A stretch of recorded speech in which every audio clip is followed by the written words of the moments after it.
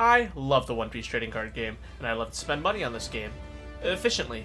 Buying singles for your deck has always been the most cost-effective way of building a deck, but in this challenge, we throw that all away. Each week, I use a budget of $30 to open sealed product in the hopes of adding new cards to our deck. But since we can only play cards in our color, any cards we can't use, we can trade away. And there are additional buffs locked behind certain challenges. Join me in my journey as I rise up to become the King of the Pirates. You're watching One Piece from Scratch.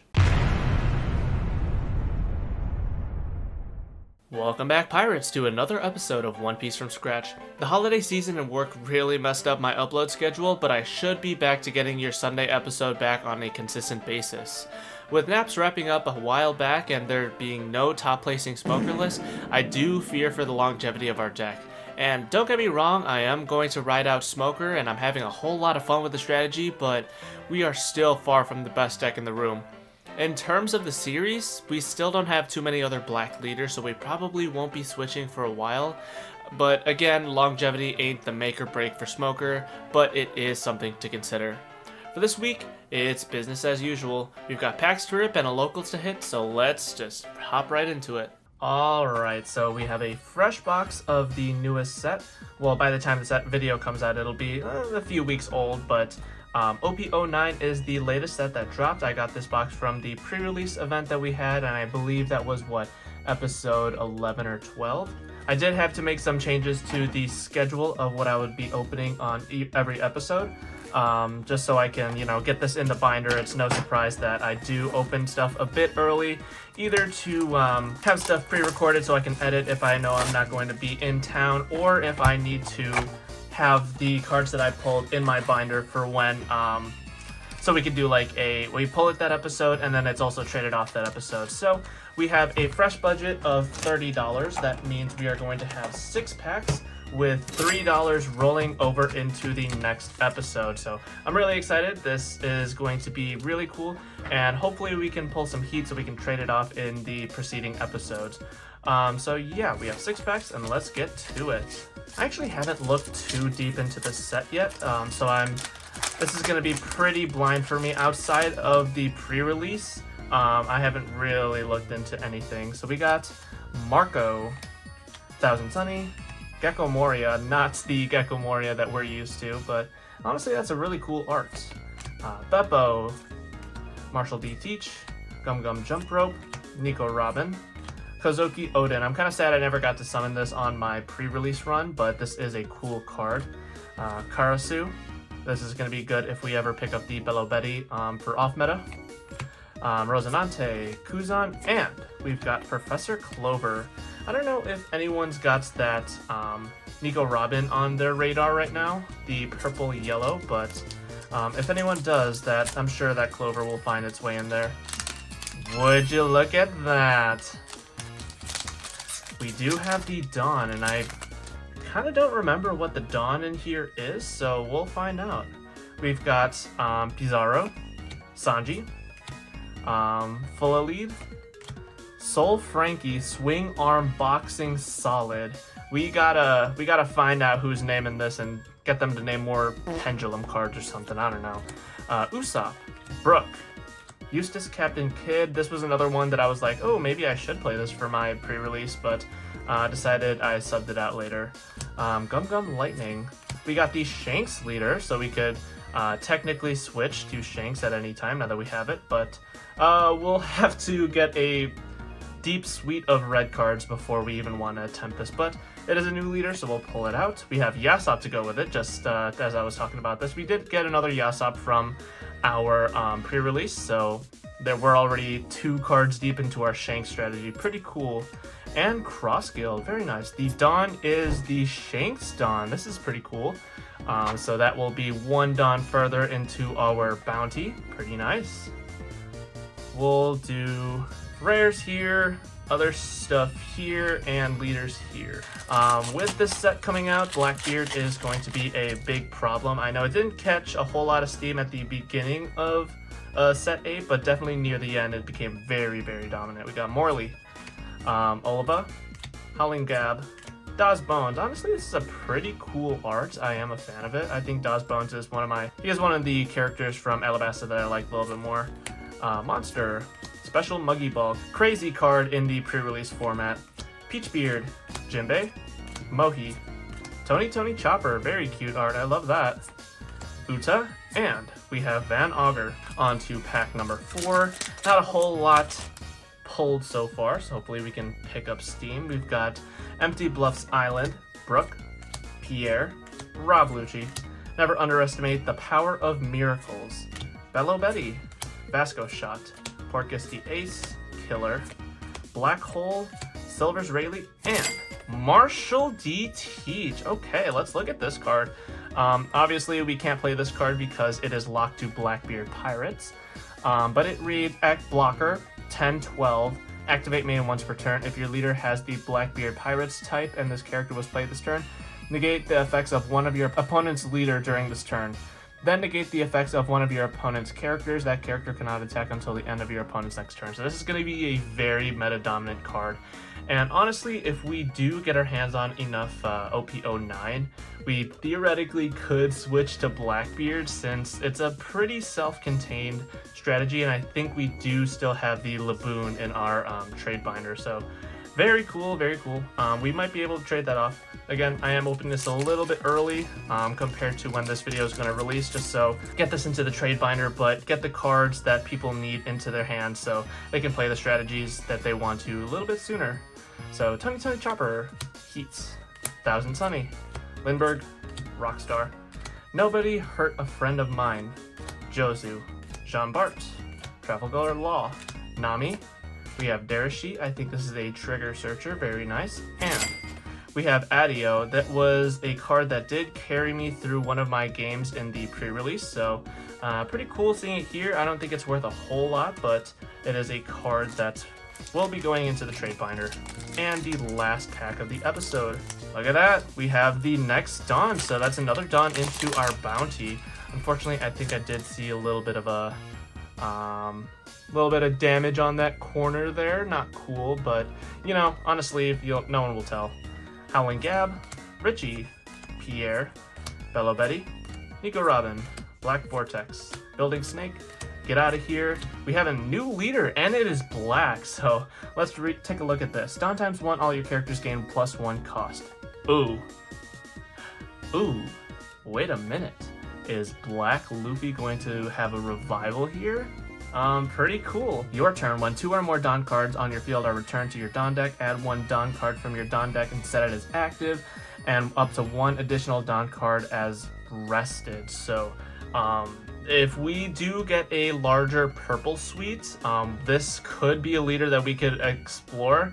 I don't know how relevant Smoker is going to be into the OP09 format, but I have seen a lot of Eastern lists of this purple black Luffy pop up. So that's honestly really exciting that we pulled it and we have access to it in the series.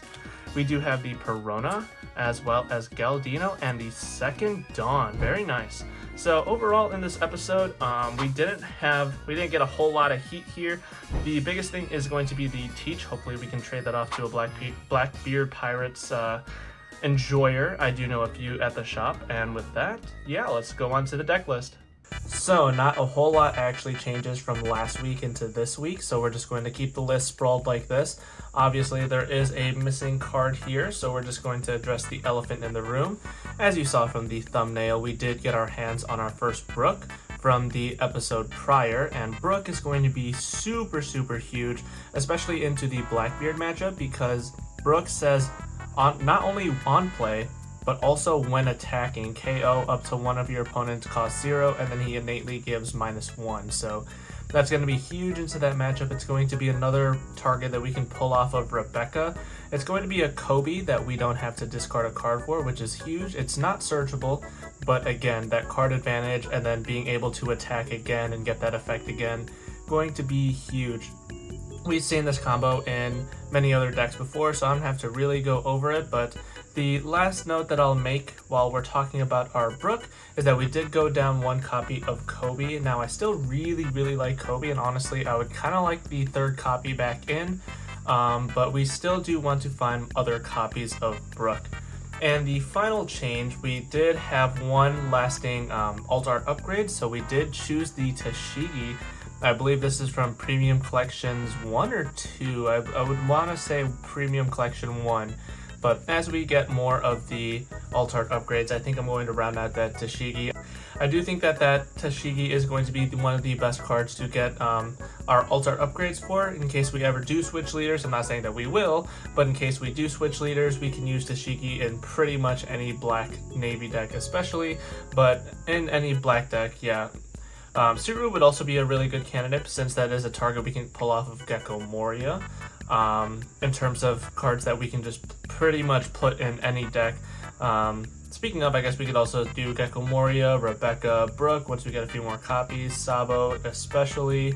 Some of the Navy stuff is a lot more specific, like the Sengoku. I mean, Sengoku doesn't even have an alt art, but let's see. Something like the Kuzan, for example. We probably wouldn't want to get too many of our alt art upgrades going to Kuzan since it's not going to be in every deck like some of these other cards are. But yeah, this is going to be the list that we're going to be running for today, and I think it's going to be a whole lot more cool with this Brook in there. I'm really excited to see how it'll perform.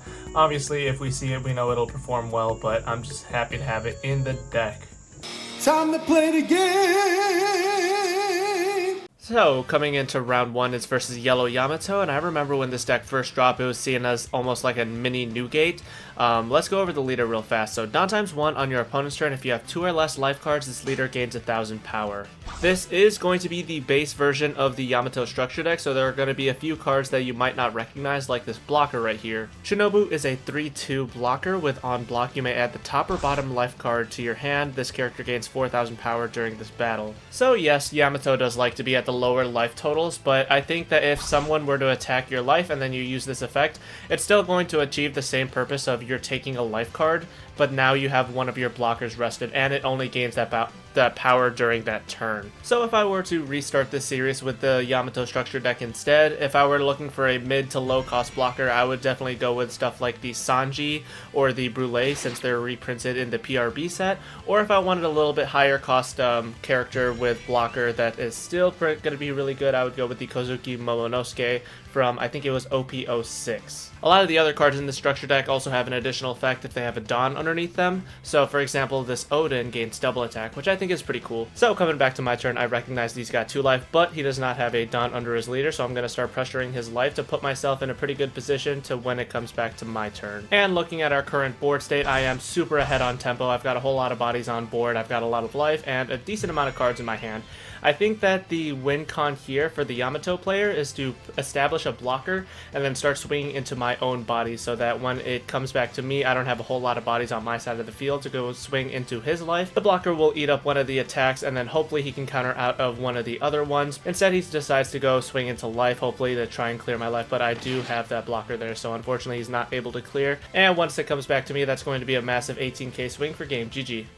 And coming into round 2, it's going to be versus the Purple Luffy. This is the first time in the series and the first time I've faced a Purple Luffy since the new buffs have been released. And I did win the die roll here, and I incorrectly chose to go second. The reason why that was incorrect is because on the 3 Dawn turn, Luffy can use leader effect to ramp a Dawn, bond Clay, ramp another Dawn, swing 6, as you saw right here.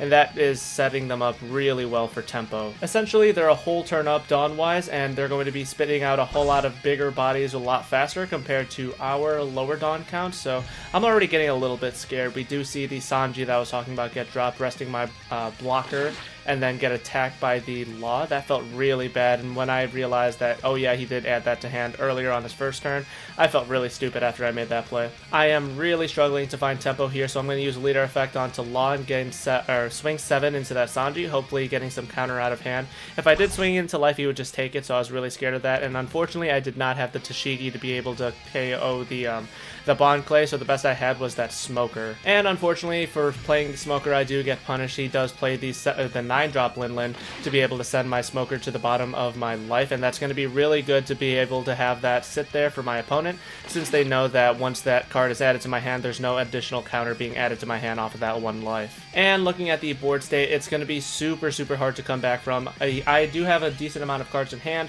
but unfortunately he's got a whole lot of big bodies on his side of the board, so he's just going to be able to run through anything that I've got, really. Quick note about why I did not use my leader or my Jack effect to KO the Law. I still wanted that Law on board just in case I needed some target to be able to use my leader effect on, minus down to 0 cost, and have a plus 1k power on my leader. Especially now that we're into the late game and he's not going to be playing as many low cost bodies and he's just going to be spamming a whole lot of purple top end. Coming back to my turn, brand new is going to be my Hail Mary to try and find something. Unfortunately, I don't really find a whole lot. I did find the Sengoku, but that's not going to be doing a whole lot for me right now. I am going to be swinging into that Sanji, putting some pressure on it, using leader effect on the 9-drop Luffy, and then Tashigi for a -4, and then KO with Jack. It feels really bad that I couldn't use the Tashigi to send it to trash, and I had to rely on Jack and only use Tashigi really for the -4, but that's how it is. And unfortunately, he does clear my life, and that is GG's. Coming into round 3, it's going to be versus Josh, and he is still on Doflamingo. On his turn, he does find the Sengoku to be able to add Jinbei. I swear Jinbei always teleports to his hand.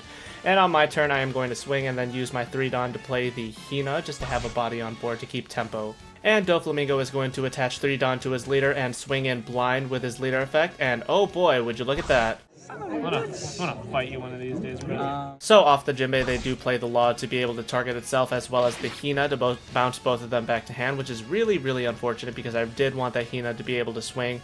Not only that, but if it got KO'd, then I can pull it back off of Rebecca for some plays with cost reduction, but unfortunately, I think it is going to be stuck in my hand for a good while here. So even though Josh the Younger has the ability to put Jinbei on top of his deck, I have the ability to apparently put Tashigi's on top of my deck, so I'm going to be using Tashigi's to be clearing out some of his bodies and trying to keep tempo that way. So I am going to use Tashigi, swing into life, and then I'm going to use leader effect, target that Sengoku to gain an extra 1k, swing in 7k again, and then we're going to play another Tashigi to be able to send the Moria to trash this time. I'm feeling really good about my tempo right now. I've got a good amount of cards in hand, life, and then decent amount of bodies on the field, but then he does play the Jinbei into Weevil to be able to draw an extra card, and then he blinds a 6-cost Boa Hancock, which unfortunately he cannot play since the leader effect does specify only 4 costs, and that's really why you want to be using as many of your rearranging effects as you can. I know that he did use one of his Doflamingo blockers, which does rearrange, I believe it's the top 5 of your deck, and then place at the top or bottom to be able to set up a lot of your Doflamingo plays and know what you're going to be drawing into with your Weevil, etc, etc. Oh, he's got another Moria in trash. It's gonna be another Jinbei into Moria. Stop scanning that. Stop scanning. You're banned from looking at your trash, brother. Banned. You're banned. Banned. You're banned from looking at it. Yeah, so as soon as he started scanning his graveyard a whole lot, I was getting really scared that he had a Moria in grave, which would be really, really bad, since that would mean he can Moria into the 3-drop Doflamingo blocker, play the blocker, rearrange the top 5, and then use leader effect to pull something out on the field. Fortunately, he does decide to blind, and he does get rewarded for blinding with the 3-drop Doflamingo, but unfortunately it is a blocker that is rested, so it's not going to be really a whole lot of a threat there. So when it comes back to me, I'm thinking, I think the correct play is to just swing 7, see if he gives me counter, and if I do have the ability to go for game, like if I see the opportunity come up, I'm just going to do it, and then he goes down to 0 life, so it's okay, let's go big swing here, and that's GG's. Coming into the final round of the night, it's going to be versus Max, and he is playing the blue Doflamingo. He is off of the Shanks for a week. He did lend out the Shanks for the night, so I am going to be really curious what he can do with the blue Doflamingo tonight. 2-drop Teach very early is going to be very dangerous for us since he knows what's going to be coming off the top. It is going to be the Jinbei into Weevil. Weevil draw a card, so that's going to be really good for him, setting him up really well. And I did counter out of that 7k swing, knowing that when it comes back to me, I'm going to play the Rebecca here, grab back the 2k that I just played, and then play the Hina. Again, I'm going to really want that Hina to stick to be able to swing into his bodies to be able to keep pace with our opponent. And fortunately, he does start swinging into life and not into the Hina, so I do take both of these swings. Given that I'm already falling behind in tempo, I think my strategy from here on out is just going to be trying to swing into board, trying to make him burn resources, trying to save characters, so that way I can get ahead on tempo and hopefully be in a spot to where I've got an established board. He's got pretty much nothing, and he's going to be trying to blind stuff with his leader effect and trying to get ahead of him that way. So fortunately for us, he does have that 1-cost Sengoku that we can use our leader effect on to give our leader 1k power for the turn. That means we're going to have a lot of extra firepower to be swinging into his bodies to hopefully grab more counter out of hand. Since Doflamingo plays off of the top of the deck instead of from hand with the leader effect, it is going to be really hard to try and maintain tempo or try and get ahead on tempo, especially if he plays that 4-cost Boa Hancock, which he did, so that means he's going to know exactly what's going to be coming off the top of his deck.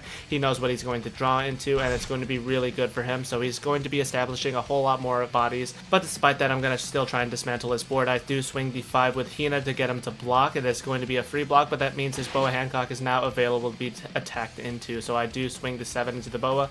It does go down since he does only have 2 cards in hand. I'm feeling pretty confident that any swing that I devote into his characters, they are going to connect and have them go down. Additionally, since I did use the Jack effect onto the Marshall D Teach, that does mean that anything that he does get into hand, he can't just put on the top of his deck again for his leader effect. So I'm feeling pretty good.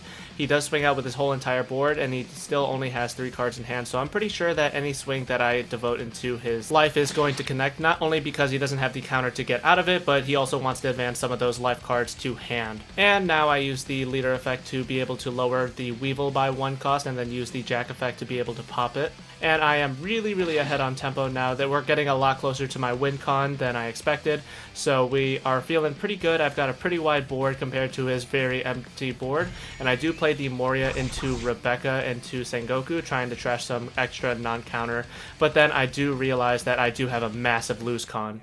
15. No! Perfume Fumer into Rest My Blocker, and that is GG, Max. Nuts. Can't fucking beat black, bro. It's like so fucking annoying. At Yeah. some point, but like, I was like, there's no way he'll clear a 3rd, Dofy. Want to see what a gold dawn looks like? You can do the That doesn't look. one for It all. does not look gold. We're not taking reservation. I'm gonna wait. I mean, we're going to wait. I want to see what gold Dom. Oh my gosh, look at this guy.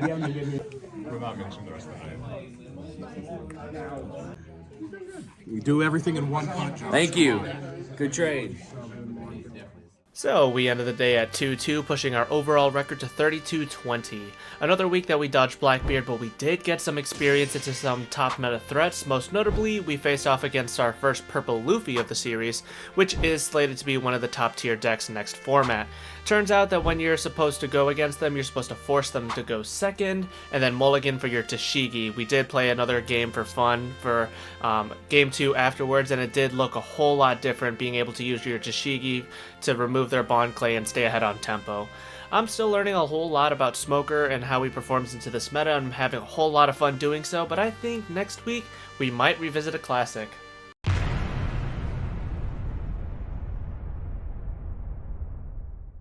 Thank you so much for watching. If you like the content, drop a like and sub to the channel. The more subscribers we get, the closer we inch to the big sub bounty. And speaking of bounties, don't forget to leave a comment suggesting your new bounty. New waves of bounties drop every 5 episodes. And while you're down there, let me know your thoughts on today's episode. Until next time, drink your water, pass out love, hugs, kisses. Mwah.